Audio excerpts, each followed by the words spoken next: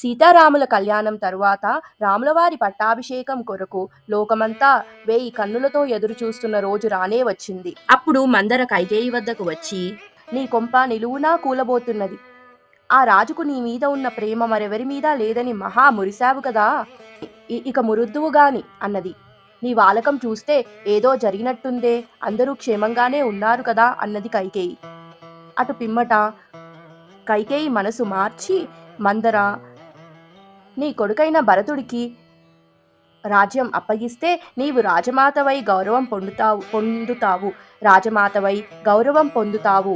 రాముడు రాజైతే నీ పతనం తప్పదు, నీ ముఖం చూసేవారుండరు అని మాటలు చెప్పి కైకేయిని తప్పుదోవ పట్టించింది. తన మాటలు కైకేయి తలకెక్కాయి. క్రోధావేశంతో ఆమె మందరను చూసి, అవును, భరతుడు రాజు కావాల్సిందే, రాముడు అడవి పాలు కావాల్సిందే, కాని అది ఎలా సాధ్యమవుతుంది అన్నది. రాముణ్ణి అడవులకు నెట్టి భరతుడిని రాజ్యాభిషేకం జరిగే ఉపాయం నేను చెబుతాను, విని నేను చెప్పినట్టు నడుచుకో. ఒకప్పుడు దేవాసుర యుద్ధంలో ఇంద్రుడికి నీ భర్త సహాయం చేశాడు. ఆయన వెంట నీవు వెళ్ళావు. దండకారణ్యంలో శంబరుడనే మహాబలశాలి అయిన అసురుడితో నీ భర్త గొప్పగా యుద్ధం చేసి గాయపడి మూర్ఛిల్లాడు. అప్పుడు ఆయనను నీవు యుద్ధరంగం నుంచి దూరంగా తీసుకుపోయి ఆయన ప్రాణాలు కాపాడావు. స్పృహ తెలిసాక ఆయన నీ సేవకు సంతోషించి నీకు 2 వరాలిచ్చాడు. కానీ వాటిని నీవు తర్వాత తీర్చుకుంటానన్నావు. చూసావా, ఇప్పుడు 2 వరాలు కోరుకునే సమయం వచ్చింది. రాముణ్ణి 14 ఏళ్లు అడవులకు పంపమని, భరతుడికి పట్టాభిషేకం చెయ్యమని నీవిప్పుడు భర్తను కోరు అని మందర కైకేయికి హితవు చెప్పింది. కైకేయి పాపం సహజంగా మంచి స్వభావం కలదే గాని మందర చేసిన బోధలతో ఆమె మనస్సు పెడదారి పడింది. ఆ మందర తన తలలో ఒక చెడ్డ భావం ప్రవేశపెట్టడంతో పాటు ఆ ఆలోచన సానుకూలమయ్యే ఉపాయం కూడా చెప్పింది. కైకేయి మందరను, ఓసి గూనిదానా, నిజంగా నీవెంత తెలివిగలదానివే, నా మేలు నీవు కోరినట్టు మరెవరూ కోరరు గదా అని ప్రశంసించింది. ఆమె గూనిదాని సలహాతో తన నగలన్నీ తీసివేసి చిరిగిన కోక ఒకటి చుట్టుకొని కోపగృహకు వెళ్ళి కటిక నేల మీద అలిగిన దానిలాగా పడుకున్నది. నీ భర్త నిన్ను చూడవచ్చినప్పుడు కంటికి మంటికి ఏకదారిగా ఏడువు. నీ కోపం గాని నీ శోకం గాని రాజు కొంచెమైనా భరించలేడు. వాటిని పోగొట్టడానికి ఆయన తన ప్రాణాలైనా ఇస్తాడు. నేను చెప్పిన 2 వరాలు ఇచ్చేదాకా నీవు మెత్తబడకు. నీకు మణులు, ముత్యాలు, బంగారము ఇస్తానంటాడు. అక్కర్లేదని బెట్టు చెయ్యి. ఆలోచించుకో.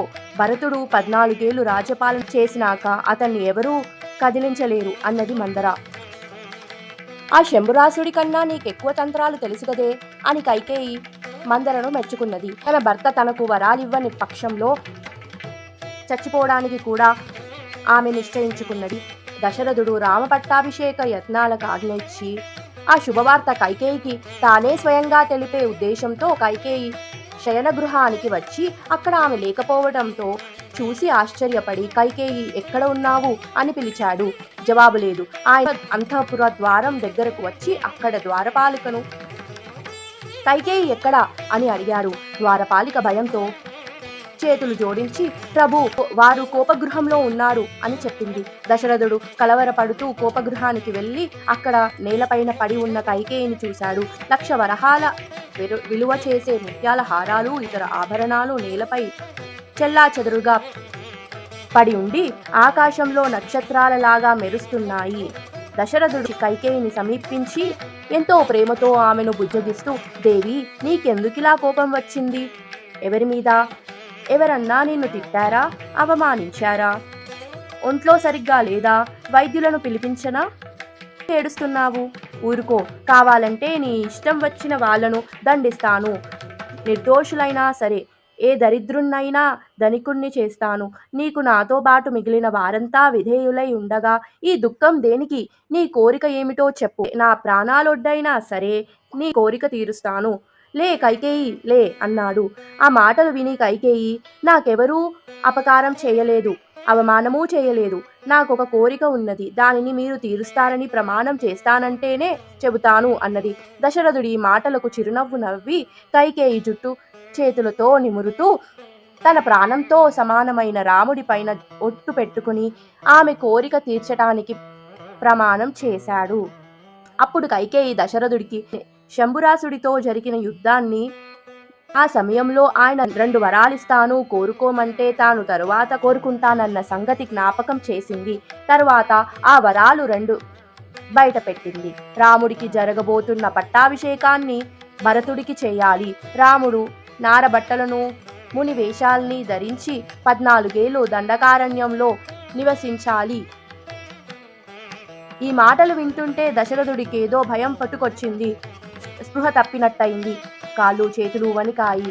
బాధతో నిట్టూర్పులు విడుస్తూ ఆయన కైకేయిని నానా తిట్లు తిట్టాడు. నీవు రాజకుమార్తెవనుకుని తెచ్చుకొని ఇంట్లో పెట్టుకున్నాను, కానీ నీవు విషం కక్కే పామువు.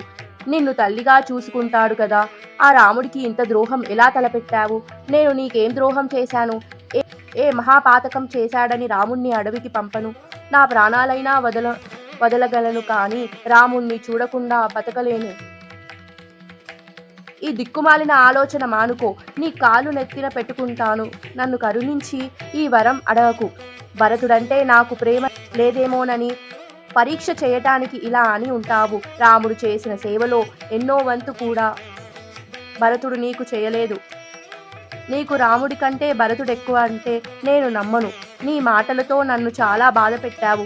చూడు, నేను ముసలివాణ్ణి, కాటికి కాలు చాచుకుని ఉన్నాను. కావలిస్తే భూమండలమంతా తీసుకో, కానీ రాముడిపై ఆగ్రహించకు. నీకు చేతులు జోడించి నమస్కారం చేస్తాను అని కైకేయిని దశరథుడు ఎంతోసేపు వేడుకున్నాడు. దశరథుడు ఇలా దిగజారిపోతున్న కొద్దీ కైకేయికి ఆగ్రహం రెట్టింపైంది. మొదట వరాలిస్తానని, అప్పుడు కోరుకోయి తీరుస్తానని ప్రమాణాలు చేసి దశరథుడు బేలుగా మాట్లాడటం రాజకులానికి కలంకమని ఆమె అన్నది. రాముడి పట్టాభిషేకం జరిగే పక్షంలో తాను చచ్చిపోతానని అన్నది. దశరథుడు మానసిక వేదనతో దహించుకుపోయాడు. ఎటువంటి విషమ పరిస్థితి! నాయనా, అడవికి పోరా అని రాముడితో ఎలా చెప్పటం? కైకేయి కోరిక ప్రకారం రామ పట్టాభిషేకం మానేస్తే ఇతర రాజులంతా పట్టాభిషేకం చాలా బాగా చేశారే అని ఎద్దేవ చేయరు. కౌసల్య ముఖం ఎలా చూడటం? ఆయన తనలో తాను దుఃఖించాడు. కైకేయిని తిట్టాడు, బతిమాలాడు, మధ్య మధ్య మూర్ఛపోయాడు. ఆ రాత్రి ఆయనకు కాలరాత్రిలాగా గడిచి తెల్లవారింది.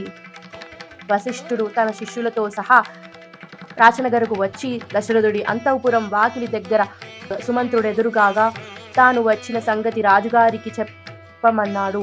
పట్టాభిషేకం ఏర్పాట్లన్నీ పూర్తయ్యాయని, రాజుగారు కదిలి రావటమే వ్యవధి అని వశిష్ఠుడు చెప్పగా సుమంత్రుడు స్వేచ్ఛగా అంతఃపురం ప్రవేశించాడు. సుమంత్రుడు వృద్ధుడు కావటం చేత రాజుగారికి ఆ బాల్యమిత్రుడు కనుక ఆయనను ఎవరూ అడ్డరు. ఆయన తిన్నగా రాజుగారున్న చోటుకి వెళ్ళి రాజుగారి పరిస్థితి ఊహించక ఆయన నిద్రపోతున్నాడనుకుని, మహారాజా లేవండి, సూర్యోదయం కూడా అయింది.